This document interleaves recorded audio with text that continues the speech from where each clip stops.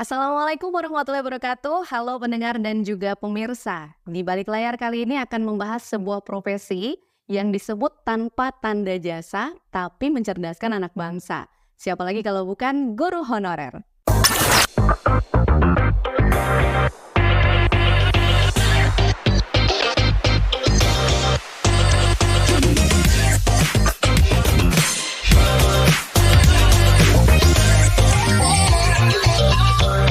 Podcast di balik layar.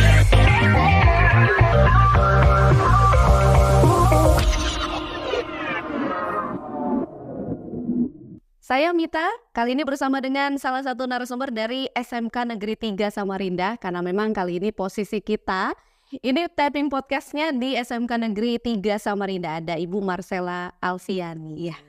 Sehat ya Ibu ya? Alhamdulillah. Alhamdulillah. Terima kasih Ibu mau diajak ngobrol di podcast. Gak apa-apa. Guru apa Bu? Usaha layanan wisata. Usaha layanan wisata. Ya. Karena memang SMK Negeri 3 ini juga jurusannya perhotelan ya? Iya, perhotelan, pariwisata, ada jurusan pariwisata semuanya yang masuk pariwisata. Pariwisata. Sudah berapa tahun jadi guru honor Bu? Baru setahun. Baru Setahun. Sebelumnya? Sebelumnya saya kerja di sebagai customer service di e-wallet di Yogyakarta. Dari Jogja ke Samarinda? Iya. Enggak, kuliahnya memang di Jogja waktu itu, kerja di sana sempat, baru pulang lagi ke sini. Gitu. Kenapa memilih menjadi guru honor deh? Karena kemarin itu memang ada dibutuhkan kan, dan juga memang gurunya dan kuliahnya itu harus di luar kan Mbak. Jadi kemarin itu ketemu teman yang udah jadi guru di sini, dia nawarin mau nggak jadi guru. Boleh deh kayak gitu. Awalnya gugup nih, bisa nggak kira-kira jadi guru. Ternyata enak dan asik banget kayak Apa enaknya? Apalagi kalau misalnya ketemu anak SMK kan lebih nyambung Mbak. Itu yang pertama. Dan terus kita kalau misalnya ngajar itu nggak monoton yang harus di satu tempat. Kita belajar di destinasi, kita belajar di industri, ya salah satunya seperti itu. Misalnya di bandara gitu. Ini kan kalau profesi guru, orang-orang itu taunya sudahlah di sekolah Iya, gitu di ya. sekolah aja. Karena kalau SMK 3 itu keluar juga ya berarti Keluar ya? juga. Belajar di tour misalnya, atau kita belajar di destinasi. Apa aja sih yang kurang di destinasi? Misalnya kayak gitu. Fasilitasnya apa aja? Terus nanganin tamunya bagaimana? Seperti itu.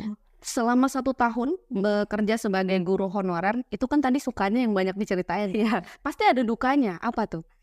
Apa ya? Mungkin menghadapi anak-anak yang memang ada yang lambat untuk merespon belajarnya.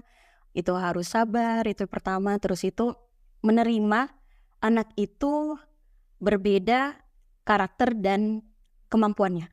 Itu sih, lebih banyak belajar seperti itu. Karena kalau ketemu anak-anak sekolahan jadi lebih mudah nggak sih? Iya betul, merasa lebih ya gitu, mudah gitu. Tapi masyarakat itu memandang guru honorer tuh masih profesi yang dianggap sebelah mata gitu, tidak menguntungkan dalam segi finansial begitu ya. Kalau Bu Marcel merasanya seperti apa? Tidak menguntungkan secara finansial enggak sih sebenarnya. Ada memang rasa keikhlasan buat ngajar, itu adalah rasa kepuasan dulu dari kitanya sebagai guru kayak gitu. Untuk masalah finansial itu belakangan deh, saya ngajar dulu, yang penting kamu pintar, seperti itu. Dan memilih untuk bertahan dan itu 1 tahun ya? Iya, per setahun. Nah, ke depan apakah nanti akan terus dieksplor ini pendidikan untuk profesi gurunya atau jangan-jangan malah pindah profesi nih? Untuk sekarang masih mencintai profesi ini sih sebenarnya. Masih suka sama jadi guru kayak gitu daripada customer service gitu misalnya. Sebelumnya kan customer service kan, jadi lebih menangani komplain pelanggan. Kalau ini kan lebih banyak seperti komplain anak-anak misalnya, Bu kenapa sih ini kayak gitu. Lebih nyaman mengajar anak-anak sih. Ini kan lagi ada polemik juga ya, tuntutan dari orang tua, anak saya harus menjadi begini-gini, jadi dibebankan ke guru.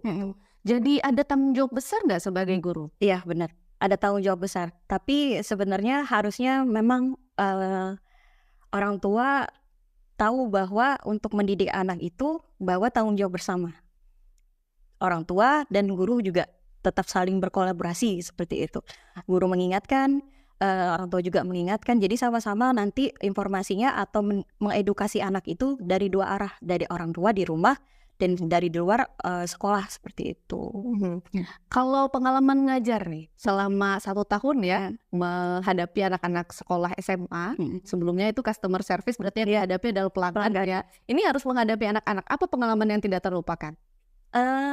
Pengalaman tidak terlupakan adalah anak-anak berubah lebih baik. Berubah lebih baik. Sebelumnya gimana memangnya? Sebelumnya mungkin dia sering terlambat, tidak mengerjakan tugas. Jadi kemungkinan pendekatannya adalah dengan cara yang lembut seperti itu. Kenapa nggak ngerjain? Misalnya kayak gitu. Ini Bu susah, kenapa susahnya? Sini Ibu ajarin. Ternyata anak-anak itu perlu sesuatu pendekatan yang lebih lembut dan deket gitu secara privasi. Dan akhirnya dia suka sama pelajaran itu.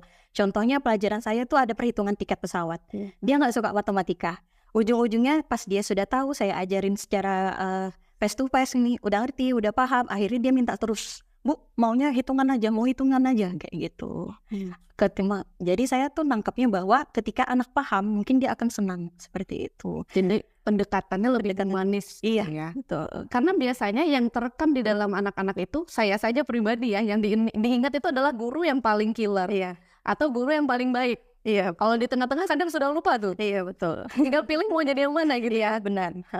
Kalau menghadapi anak-anak ini dari profesi guru sendiri ada pelatihannya tidak? Bagaimana menghadapi psikologinya anak, atau mungkin menghadapi psikologi diri sendiri? Karena kan pasti sebagai guru ini ada problem di rumah, jangan sampai terbawa ke sekolah gitu ya. Ada nggak pelatihannya? Untuk pelatihannya sendiri belum ada, tapi pelatihan untuk secara mandiri untuk dengerin podcast tentang psikologi mental health anak ada, kayak gitu, baca-baca, dengerin podcast seperti itu. Lebih ke pribadi sih untuk belajarnya. Kalau guru-guru sekarang menurut Bu Marcel ada tidak kemauan atau keinginan untuk wah ini harus dah saya mengupgrade diri sendiri sebelum nanti menghadapi anak-anak, karena kalau nunggu pelatihan kan harus nunggu dulu pelatihan dari sekolah atau dinas pendidikan gitu ya. Iya betul. Kemauannya ada nggak kalau guru-guru sekarang?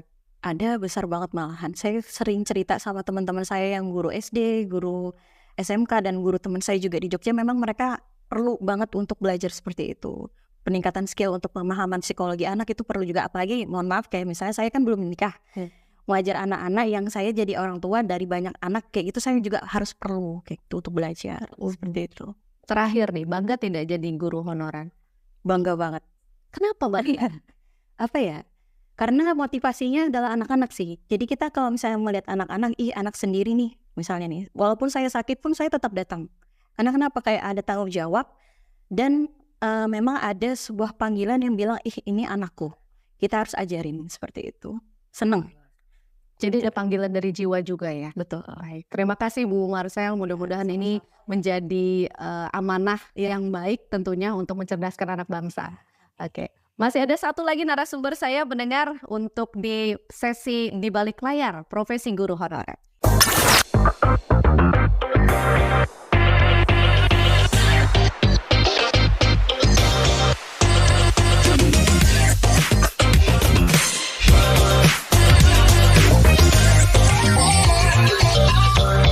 Podcast di balik layar.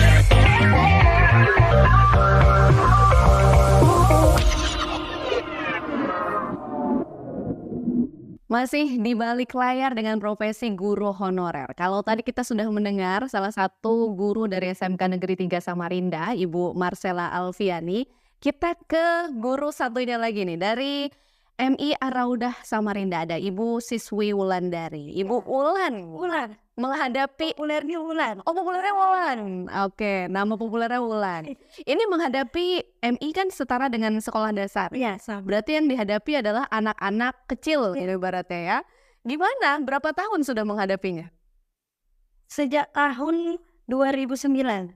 2009. Tapi sebelumnya sempat ngajar di SD negeri itu 5 tahun. 2005.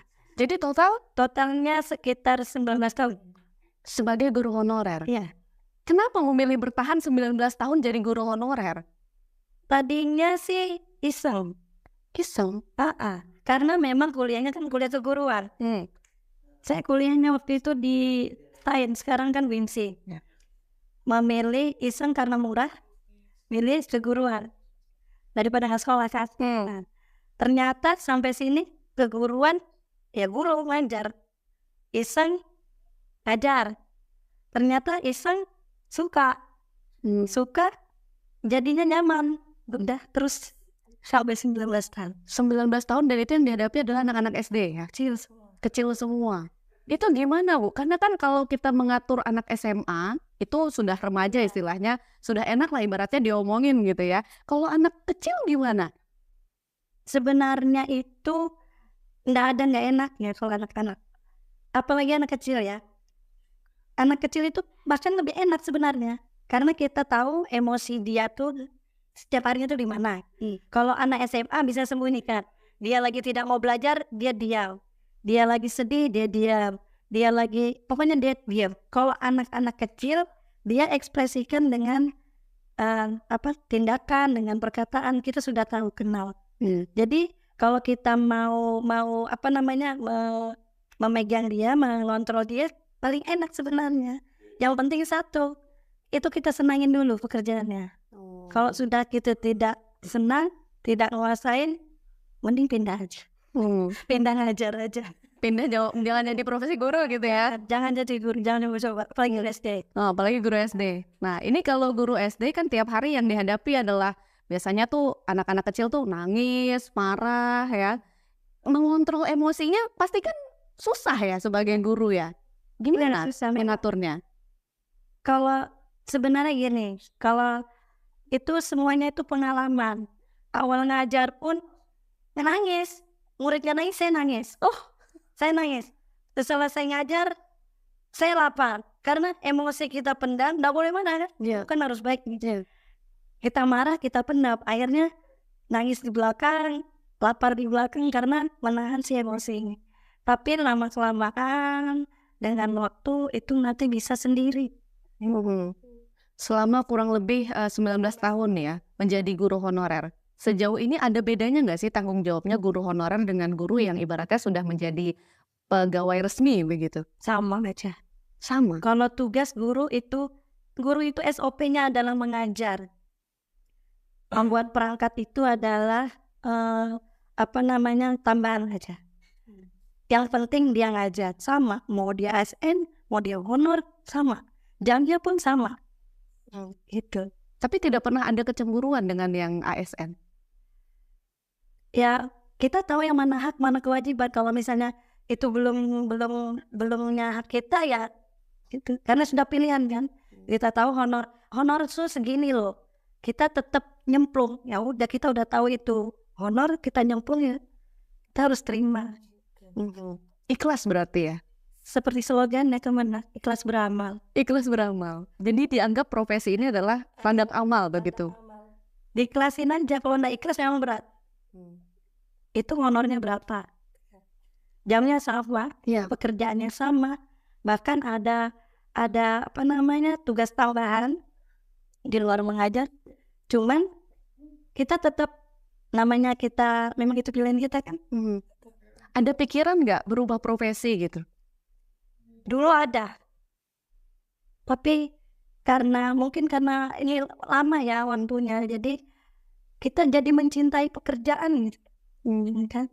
Kalau kita sudah suka, kita ada nyaman, biar dia misalnya itu kecil loh di situ, ya apa?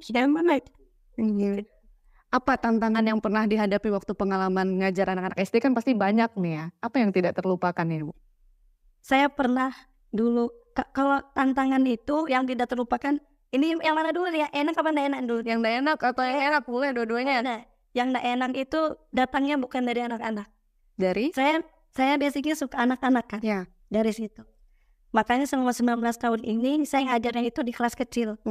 Kelas kecil itu ujung tombak loh. Karena kalau kita tidak bisa sukses di yang kecil, itu nanti sampai ke 6 tahun berikutnya, ke jenjang berikutnya itu akan salah ya. Jadi yang tidak enaknya itu datangnya tuh dari orang tua biasanya gitu, dan lingkungan. Nah biasanya gitu. Ada orang tua yang tidak terima gitu, gini kan, yang ononya, anaknya digini gitu. Padahal kita udah berusaha kan. Yang enaknya apa? Kalau yang enaknya kita muda terus. Saya punya loh murid itu sekarang punya anaknya di sekolahin, tapi tetap pakai saya ibu dong. Nggak ada nenek guru, nggak ada. Ya kan, tetap jadi ibu guru, ya kan. Jadi muda terus ya? Muda terus, jadi ibu-ibu terus. Waduh, luar biasa. Ini berarti bangga sekali dengan profesi guru honorer ya? Bangga sih. Bangganya tuh honorer dan tidak itu relatif. Yang bangganya tuh jadi guru aja. Gitu. Skill apa yang harus ada sebagai seorang guru nih menurut Ibu siswi? Kita nih kan berkembang ya. Kurikulum juga suka lebih ada pembaruan terus. Otomatis guru itu juga harus berkembang, jangan landek. Untuk keahlian IT dan sebagainya itu kita juga harus terus belajar. Itu kita juga harus ngikutin zaman. Nggak mungkin kan kita udah pakai aplikasi ini dan itu, tapi kita mandek cuma pakai papan tulis doang. Iya. Mau nggak mau guru itu tetap harus belajar Setiap hari belajar malahan ya, Belajar. sebelum mendidik anak-anak. Memang harus begitu. Jadi kami itu gini, setiap kali ngajar itu bukan berarti ngajar itu masuk kelas ngajar. Buka buku, ini yang dipelajari enggak. Jadi setiap kali mau masuk mengajar, itu kita punya namanya modul. Itu kita bikin, kita pelajari hari ini untuk dilanjarkan besok hari. Apa yang mau dikerjakan, belum lagi kalau misalnya praktek. Itu gurunya yang nyiapkan kalau untuk anak kecil, kelas kecilnya. Seperti alat gunting dan sebagainya itu kita yang nyiapkan. Gitu. Setiap hari untuk besok. Jadi guru sama belajar juga, jadi murid juga. Iya. Baik, terima kasih banyak Ibu Wulan. Ini sudah sharing pengalaman ya, bagaimana tentunya mendidik anak-anak bangsa. Yang kalau tadi saya ambil kutipan dari Mbak Wulan, gimana caranya mendidik anak yang kecil ini diasah betul-betul agar nanti ke depannya menjadi generasi bangsa Indonesia juga yang baik begitu ya. Iya. Tetap semangat walaupun juga status masih dipertanyakan begitu ya. Iya, tapi semangat terus. Pokoknya guru honor tidak usah berkecil hati, karena sama, status kita sama, kita guru. Insya Allah Allah tuh pasti ngatur gitu. Rezekinya pasti ada yang ngatur.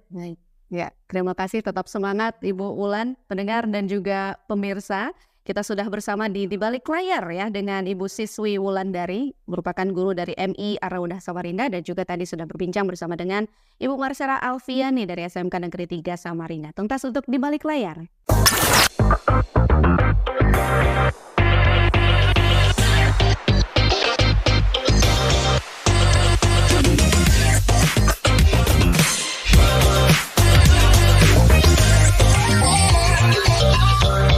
Podcast di balik layar.